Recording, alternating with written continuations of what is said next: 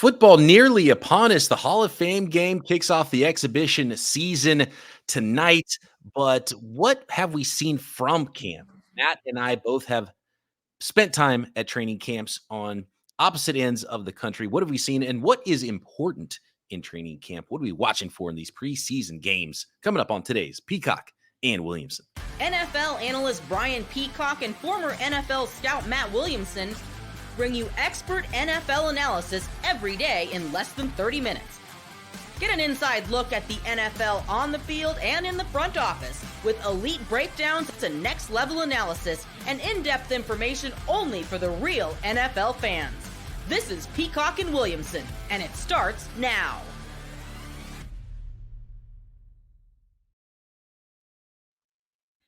Welcome to the Peacock and Williamson NFL Show. Brian Peacock alongside Matt Williamson at BD Peacock at Williamson NFL. Thanks everybody for making us your first listen on the Locked On Podcast Network.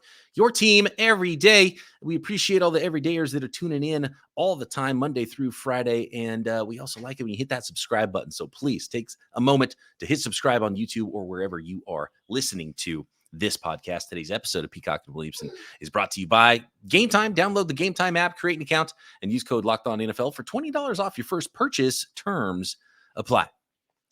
Matt, as you can see, is still dormed up in at Pittsburgh Steelers camp. I have spent some time this week at 49ers camp, so some insights there. I've got some questions for you, Matt, to start this whole thing off. And we kind of talked about doing an episode since we are in camp now and full camp mode, and pads are on. What is the point of camp? What actually matters? What are we looking for at training camp? Because you see a lot of reports, and sometimes we get oddly excited about players who never become anything. But there are things that are very important. Their jobs won and lost at this point in the offseason too. So what does matter at camp? What are we looking for out there? A lot. I do think it's a very important time. 99% of this is going to be my experience here in Latrobe, PA at St. Vincent's College and being around the team and working with the team and for the team. But camp starts, I'm not sure everyone quite understands this, with a 4-practice acclimation period. For the Steelers, that was Thursday, Friday, Saturday, Sunday of last week. And frankly, much like the Hall of Fame game, which is tonight, it's one of the most anticlimactic things going. Everyone's like, camp is back. Yeah. And it's really just like OTAs. I mean, it's very non-contact-ish. I think what's funny is the most, because everyone's so starving for news, right. I think what happens in those 4 days gets sort of reported on the most. It gets fans the most excited, but it's the least important part of the camp. It's the ramp-up phase, especially with the linemen with no pads on. They do very little. They work on footwork, their steps, the play calls, adjustments. Quarterbacks, of course, never get hit. I mean, they never get hit, period. Running backs are almost impossible to evaluate in those 4 days because they don't break any tackles. The holes they run through are massive. Linemen and running backs are what you see the least in terms of value. So the Steelers, and every team can do this a little bit different, but they did those 4 days, gave the players a day off, which isn't soft. You have to give these guys X amount of days off. You can't do 2-a-days anymore. There's rules that are very limit your time. So they gave them the day off Monday, which I went home. And then Tuesday was first day of hitting, first day of pads. And it's noticeably different, So I've seen a few padded practices now that are real NFL training camp stuff. Now, I'm fortunate enough to work with a lot of former Steeler players that had it much rougher than this group. Guys that were on the right past the Super Bowl 70s teams. They were on the 80s teams. They played under Chuck Noll here 2-a-days with no air conditioning, and it's nothing like that. Don't get me wrong. But like that first padded practice here, it's really hard to watch because there's 3 things going on at once. But it's almost like the Senior Bowl BP where there's one group of all the linemen on the far field going one-on-ones 100%. 100%. And Coach Tomlin will match up the first round right tackle against TJ Watt on the first rep. You know what I mean? Things like that. Like when the Steelers drafted Artie Burns in the first round, he was lucky enough to have to guard Antonio Brown like every snap. You know what I mean? Like you throw him right in the deep end if you come in here with some pedigree. Then the next section is one-on-one pass routes. Joey Porter Jr. lines up against Pickens for the first snap. I mean, like, let's put the best against the best. And every camp has, some camps are better than that, but whatever you got. And then backs on backers is kind of highlight, where I'm not sure every team does this, but backs on backers is a lot of fun to watch, because it's all the running backs, it's all the tight ends picking up blitzes. So, for example, Washington was the third-round tight end last year, big blocking tight end. He's had a very nice camp. He gets the first rep against Alex Highsmith, and he stones him, and the place goes crazy. Or Patrick Queen is known as a really good blitzing linebacker. He comes from the second level with a head of steam against Najee, but I mean, it's an explosion, so it's fun. I mean, I wish all three of those things weren't happening at once, that I could just concentrate on one, the next, but you have to be efficient with your time, and you need binoculars to see exactly who's even going on the one-on-ones at the far end of the field. That's frustrating too. It's like I was at Niners camp, I was over on this side, and I wanted to watch the offensive line against the defensive line, but they're over there, and I just didn't have an angle. So that was my problem too. One-on-ones with the DBs and the wide receivers, and some running backs going against linebackers too, which is still a lot of fun. But you get to see what you can see. Yeah, absolutely. So they have to be very efficient with their practice time, what fields to use. We're not just going to have linemen standing around cheering backs and backers when they could be going up against each other. And of course, they all watch the tape. I don't have access to the tape, but that's a highlight. And then throughout the quarter, that's one of the things Tomlin does early in the practice. He also does a thing called 7 shots, which they do every practice, which is they put the ball at the 2, they run 7 plays. If you get in, it's a point for the offense. If you don't, it's a point for the defense. So it's a best of 7 series. And like yesterday, the offense won, so they got surf and turf for dinner, and the defense wasn't allowed to eat it. Like that kind of stuff. So I mean, it's really competitive. And Justin Fields is breaking tackles to get into the end zone, or Najee, or whatever. So there's also going to be team drills now that are true 11 on 11, basically everything but hitting the quarterback. And there were some run plays where there was 7 Steeler defenders dragging down Najee Harris. 7 guys get to the ball. I mean, it's pretty physical, You get to start to see some scraps and some things as well. Like, it's just a different sound, a different vibe when the pads go on at practice. And you get those 11 on 11s. And I don't know if they do this at Steelers camp, but everybody runs their camp a little bit differently. But the 49ers in practice with a move the ball drill where they've got sticks out there. And when I was there, they actually had referees that are they're here. Can't practice in as well, and they're throwing flags, and so it's a lot of fun. It's very game-like, and the defense is trying to stop the offense, and there's bragging rights, and they're playing pretty hard because the offense is trying to move the chains and get down the field and score, and the defense is trying to prevent them from doing it. And recent years for the 49ers, the defense is better than the offense, and the defensive line makes things very difficult for the offense to move the ball. And I think the offensive spot back in recent years, but I think for the Steelers, it's probably the same, right? Where the defense wins most days, but they probably eat a lot of surf and turf. Yeah, since Ben retired, yes. Absolutely. And along those lines, and now you mention it, I think the acclimation process, they had high school refs here, who would just kind of like, if you jumped off sides, they'd throw a flag. I mean, they wasn't super intense. But since the full-blown has gone, NFL refs are here, and they're practicing too. It's also ref practice, you know what I mean? And obviously, we're referencing 49ers and Steelers camps because those are the camps we've been at this year. There was a really cool moment in 49ers camp with rookie Ricky Pearsall. Made a nice catch over the middle of the field. Referee threw the flag, offensive pass interference. Wow. And after the series was over and that period of practice, Ricky Pearsall went to the refs and they were having a conversation. And I think, Pearsall's like, okay, what did I do? How can I get away with, because I can't get away, DBs especially, that you can grab Joey all Porter over, drape Jr. all over guys in college, and you can't do that in the NFL. And I think Ricky Pearsall is just one of those learning moments. This is a guy and he's like, okay, well, talk to me about it. Let's figure this out. What can I do? What I can't do? How come I was flagged here? Because I'm used to doing that all the time in college. That really reminds me of last year, because one of the knocks on Porter Jr. coming out of Penn State was he's big, he's grabby, and he ended up having a lot of penalties as a rookie, although it was a really good rookie year. But I remember him vividly in the corner chatting with NFL refs going, well, what did I do wrong here? How can I fix it? And that's a resource for them as well. Real quick, you mentioned, fights and things like that. Quarterbacks are not allowed to get hit. But Russell Wilson has hardly practiced. He's got this calf that no one's particularly worried about. But Fields has been running with the ones 85% of the snaps here. And there was a play yesterday where Fields takes off and runs, as he often does, and Landon Roberts, the linebacker, hit him. It was, I don't know if he even knew it was a quarterback or what. It was a live drill. He hit him. He didn't blast him, but he hit him. You don't touch the quarterback.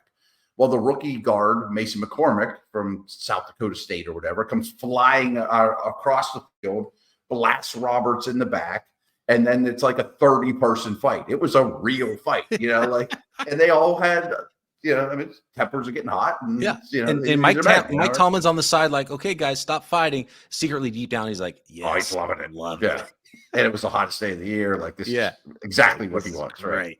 Put them all in black and All right, so you mentioned Fields. That we get asked about it all the time. You've been there. You've had a chance to see more Fields than Wilson, obviously. And so we've got to get the early reports, the early returns on camp from Justin Fields versus Russell Wilson in that quarterback battle, the most intriguing battle in Steelers camp. And I got some questions for you about how important is it if quarterback's throwing a bunch of interceptions like Brock Purdy in training camp? I got some thoughts on that. We'll get into that next.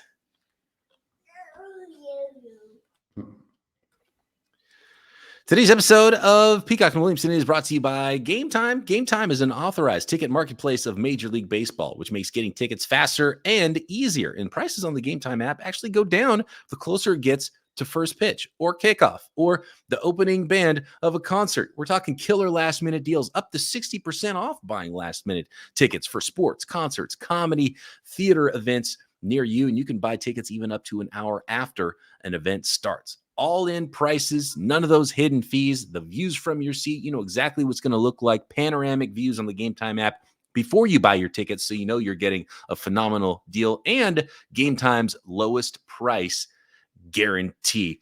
You will get credited with 100%, 110% of the difference with the Game Time guarantee as well. So take all the guesswork out of buying tickets for Major League Baseball or any event with Game Time. Download the Game Time app, create an account, and use code LOCKEDONNFL for $20 off your first purchase. Terms apply. Again, create an account and redeem code LOCKEDONNFL for $20 off. Download Game Time today. Last-minute tickets, lowest price, guaranteed.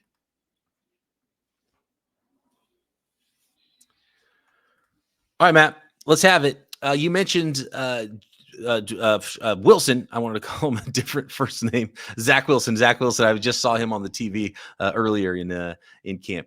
Russell Wilson versus Justin Fields. There were some nice little social media highlights of Justin Fields throwing beautiful deep balls in those first non-padded practices where he had a little bit of a week's head start on Russell Wilson. That's never been in question. The question for me is always timing with Justin Fields. Are his feet lined up quick? Is he getting the ball out in the middle of the field? Because that's really what matters to Justin Fields' development. He's never going to be a 2-second and get the ball out guy, but can he be more like actually Russell Wilson and at least, be a little bit more efficient on the football field? And in fact, Russell Wilson was my comp for Justin Fields coming out of college. So it's interesting that they're playing together. I kind of like the offense for them. And as you mentioned, Justin Fields has gotten a lot of work with the ones. Has he had an opportunity to make the Steelers think that this is a really true competition? And could Fields actually win that? And how different has it looked once Russell Wilson did show up when the Pats came on? I don't think it's competition. I really don't. Coach Tomlin said Wilson has pole position, which I don't think he's lost yet, despite not really running with the ones. But I do think there's a lot to unpack. You mentioned that Wilson was your Fields comparison. Fields' favorite quarterback growing up was Russell Wilson. So they have a really cool dynamic. It's not like it'd be a lot different if it was Fields versus Pickett here. I think they'd be battling it out. I think Fields kind of knows his place. This guy has a lot of pelts on the wall, could go to the Hall of Fame. And frankly, just watching Russell Wilson, he doesn't know who I am, but I've been around him a lot here. He's in the cafeteria at the table next to me. He handles himself really well. And you can tell he's sitting with Cam Hayward, and he has a lot of respect. Even when he's not dressed, or he's got a hat on and he's throwing afterwards, and he's involved even when he's not taking reps. So it's clearly, I don't say his team, it's more Cam Hayward, Tomlin, Watt's team, but he's the guy at that position. Can I stop you? Please. Because that was one of the most immediate things when I knew it's like, okay, Fields is going to be hard because Wilson plays the role. He's the CEO. He walks in the Yeah. first day, makes all the connections. He knows how to be the leader. He's like, I'm acting like I am in charge. So until someone takes that from me, I am going to be in charge. And it might be pretty awkward once he's not in charge. So I think it's in his nature to act like he is in charge and be the CEO. So I wonder what that would happen if they're like, well, Russ, the other guy's playing better than you, so he's going to start. Is Russ Wilson still going to be like the leader and doing all the weird pregame stuff? Because I don't think he knows how to act like that. But I think it's harder to take a job from a guy who's already acting like the CEO from day one. Absolutely. Especially because we know defense in the running game is going to be the most crucial aspect of how the Steelers play. They're not asking their quarterback to be Josh Allen, Joe Burrow. I mean, they're going to play close to the vest. They're going to play tight games. They're going to try to win the fourth quarter with defense and running game, which is Arthur Smith's game. I do think Wilson learned some valuable lessons about he didn't come to Pittsburgh like he came to Denver with an entourage and his mansion, and he has more bathrooms than touchdown passes or whatever that nonsense. I think he's eaten some of that pride and got knocked down a rung, which is good.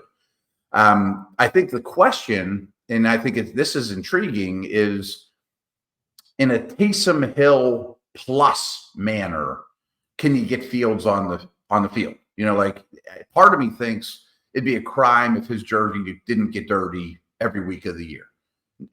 But then you're taking Wilson off. Not that he's Drew Brees, but I never quite understood taking Drew Brees off the field for Taysom Hill. But I went back and researched it. When Hill took snaps in that era, they averaged like 6.2 yards a play. And you make the defense prepare for something that they don't usually have to prepare for.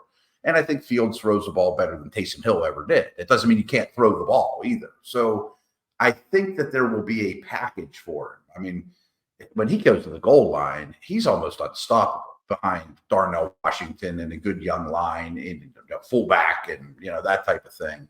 But watching Fields as a passer, I've been a little disappointed. I didn't have super high hopes, but he's a bit of a pusher. The ball, he's had more passes batted at the line of scrimmage than you would like. And the thing no one's talking about here is exactly what you said. Like on these 7-on-7 stuff with no pass rush, I'm up in the press box going, throw it. He holds the ball. It's the only thing for him. And I don't know how hard coaches and, how hard he works in the offseason and how much it's like, you got to get your feet lined up. You got to be quick and the ball's got to be out. You got to be ready to throw before you see it. So when you do see it, you can let the ball out. And he waits to see it, then starts to wind up. That's probably why he's getting the ball batted down, right? Because it's obvious to a defensive lineman when he's about to throw the football, which means the windows are closing and have already closed. And it's the only problem. He might be a superstar quarterback. If it wasn't for that one problem. Pretty big problem to have in the NFL. You got to be able to play with timing in this league these days. And I mean, you look at Josh Allen and Patrick Mahomes, their average depth of target was some of the lowest in the NFL. And these are the guys that can make the biggest throws. And I know Justin Fields can throw some beautiful passes, but it's all. And we have seen those. I mean, you mentioned that they're having some very pretty deep balls. It's not even has to load up. It's a very impressive throw. But I was talking to one of the reporters at the bar last night, and he put a reel together of how many passes in a row has Fields completed. And his longest streak was only like 4 or 5. And a lot of those are against air. Like 1 out of 6 or whatever is like, how'd you miss that? It's just a simple crossing route in front of your face. Like things go wonky once in a while. Yep. Timing is so important at the quarterback position. And, Fields has lacked that. And even a guy like Russell Wilson, who sometimes doesn't throw with the most amount of timing, he does make those easy throws, but then he also can create the other stuff. And I know Justin Fields can do some of those things, but when he takes off and run, BP, it's like, wow, he's like a thoroughbred though. Yeah. It's acceleration and he's big. It's like, wow. I just don't hear enough about it, which frustrates me. Like, I want to hear Justin Fields say, like, oh man, all I worked on all offseason was getting my feet lined up, getting the ball out quick game stuff. Yeah. I don't feel hear like that. I'm talking about it. Right? I don't hear coaches talking about it. I don't hear him talking about it. And I'm like, what are you doing all offseason? I don't need you to be working on throwing these beautiful deep balls. I don't need you to work on your athleticism, how fast you are. You got to get the ball out quick. Quick game is the only thing he should have been working on the last 4 years of his life. And I feel like it's not even, I don't feel like nobody's telling him to do it either. I don't know. Maybe they are. Maybe I'm way off, but I feel like I'm the only one in the media talking about it around here, but I'll be honest, a lot of the media around here don't know the rest of the league and his bear problems as well as I do. And I mentioned he's kind of a push thrower. I mean, he has to kind of get a little bit more behind it. You know, Allen, Mahomes, like you mentioned, those guys can throw darts. You know, they can snap it off. Yeah, and from the air, it's just like boom, and it's out. Yeah, and that's becoming really important in quarterback evaluations now. Is can I throw with velocity and just get it out like this? And I don't see that from Fields right now. He throws like an outfielder, like a baseball outfielder. A little bit. He was a really good baseball player when he was younger too, and that's kind of like the vibe I get. It's still long and slow, but it's not all delivery. I think it's upstairs, it's footwork. It's like you can't all of a sudden now. Okay, I see it now. Let me get my feet lined up, and now let me wind up, and now let me throw it because that's too late. You got to already have feet ready, arm ready. Boom, it's out. And he just may never have that, and it's going to disqualify him from being a starting quarterback in the NFL if that's the case. I was hoping to hear more positive reviews from Justin Fields. He's so talented. He's looked better with pads on because he can run and do. You know, he's better in more of a football environment than he is a skeleton drill environment. So he's such a great college player too. Yeah. Next, let's talk about the 49ers quarterback, Brock Purdy. Not so much because of Purdy specific. I'll tell you why. The interceptions don't matter as much to me, but when you throw 7 interceptions in 2 days of practice, you get some, you get some ink spilled, and you get some people a little bit worried about that. So I want to talk to you, Matt, about that. What matters at camp practice from that standpoint, and we'll talk a little bit about the Hall of Fame game. Who's playing? Who's not? Thursday night with the introduction to football games this season with the Bears and the Texans next. Today's episode of Peacock and Williamson brought to you by FanDuel, America's #1 sports book. We love sports. I love sports. Matt loves sports. It's why we're all here together talking about sports. And, playoffs have kind of wind down for some sports. And we do have, thankfully, this summer, the Olympics. And you can bet on the Olympics every single way you want to. And it's so much fun. But FanDuel lets us keep betting on sports, even if there's not sports happening, namely NFL football. And you still have Major League Baseball as well every day, all summer long. And all you got to do is open up the app and dream up bets anytime you're in the mood, because this summer, FanDuel is hooking up all customers, not just new customers either, all FanDuel customers getting a boost or a bonus daily. That's right. There's something for everyone every day, all summer long. Just head over to FanDuel.com and start making the most out of your summer. Again, that is FanDuel.com. FanDuel, official sports betting partner of Major League Baseball.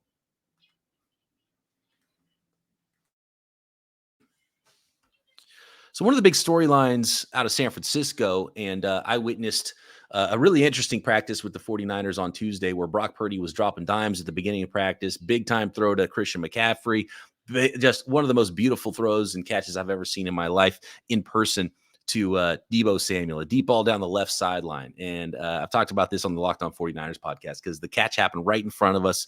My co-host, Eric Crocker, I was there next to him too. Beautiful pass, perfect in the breadbasket.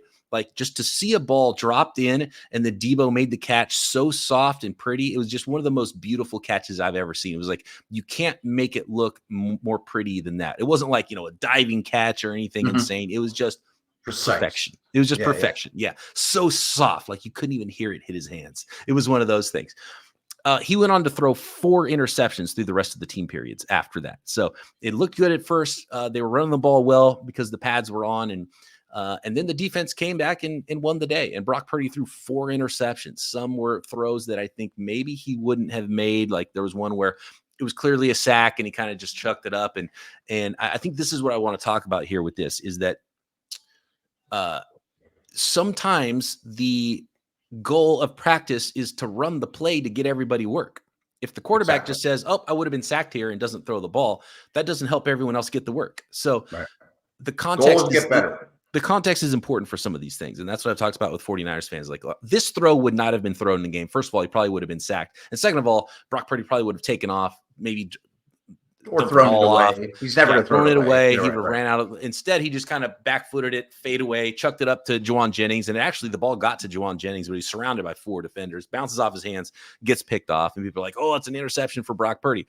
There was a couple of bad interceptions that were on him, 2 of them at least, but a couple of them I think were plays where you have to understand what they're trying to do. So the point is, a lot of reporters depending on, I'm sure it's like this at Steelers camp, and it has been like this in the past in 49ers camp. And I know it's going on a lot around the league when you get like a quarterback competition. And then at the end of practice, you have the beat writers that are like, here are the stats from practice, 10 of 15 passing, 2 interceptions, 3 touchdowns.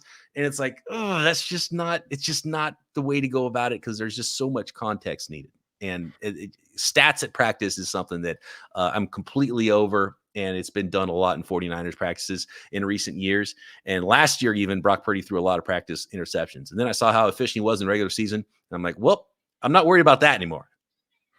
100%. I agree with all that. I mean, a high number of interceptions is something to investigate. I'll grant you that. But so many plays in training camp are 5 seconds after the snap. I mean, again, no one's hitting the quarterback. They're never going to throw it in the seats. They're never going to ground one. I mean, of course, you're going to let the thing fly.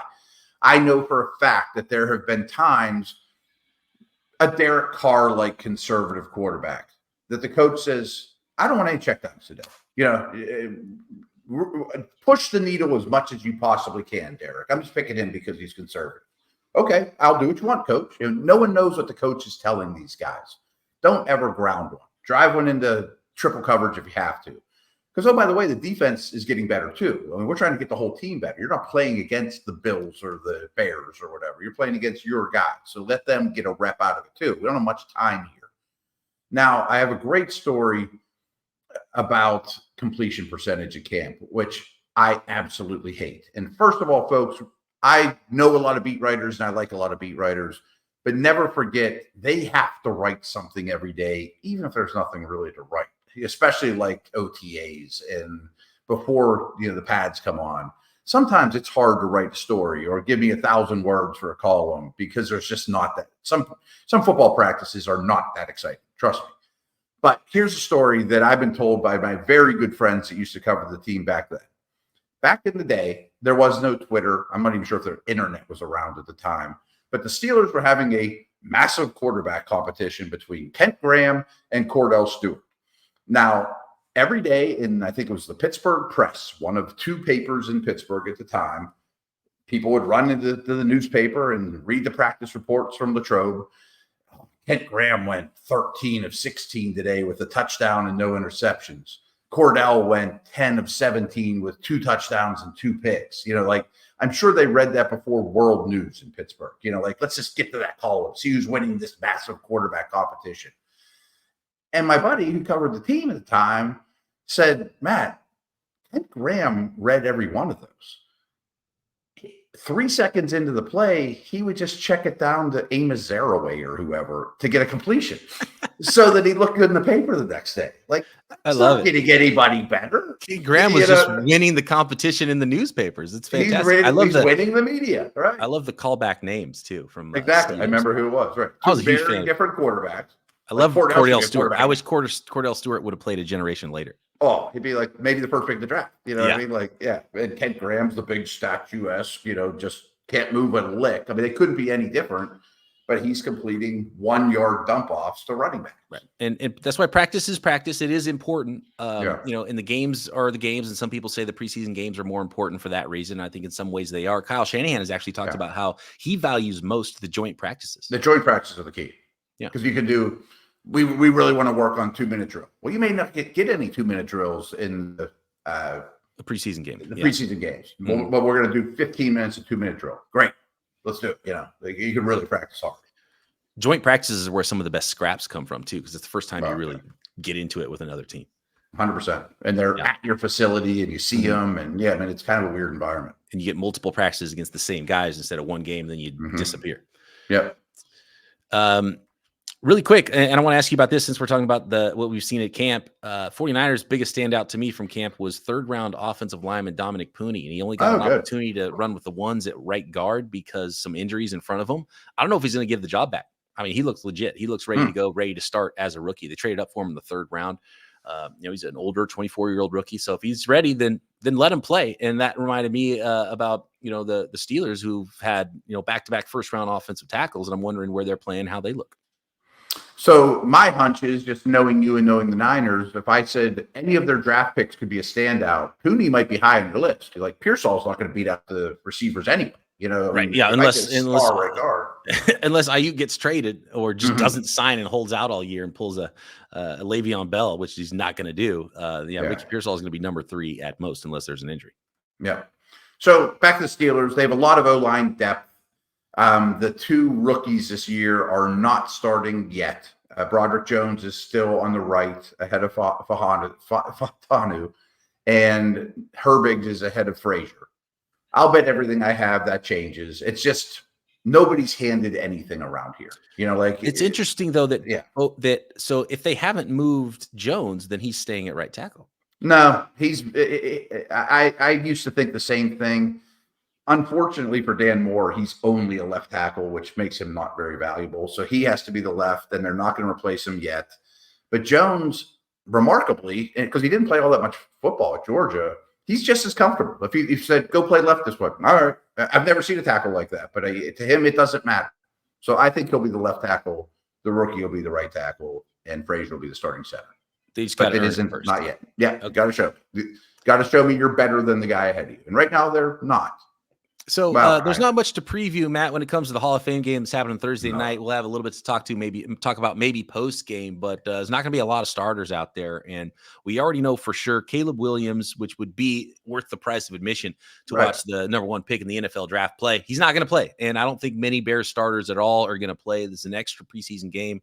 And we're going to see, it's going to be interesting for people who are close to the Bears and care about the minutia of that team and the 53rd man, because there might be some battles there, but not a lot of starters on the field. And I can't imagine, and I don't believe D'Amico Ryans has said for sure, at least at the time of this recording, that the who's going to play for the Texans, because we're recording this a day early. But I'd be surprised if CJ Stroud is out there. Right. Yeah, Stephon Diggs is not going to be running routes out there. Yeah. Of course not. It's the most anticlimactic thing of the NFL season. There's no question about that.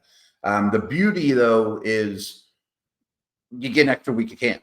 I mean, the game is kind of a pain in the butt. We got to fly to Canton and we got to do this, and but we got a whole other week of camp that other teams didn't. That's the beauty of it.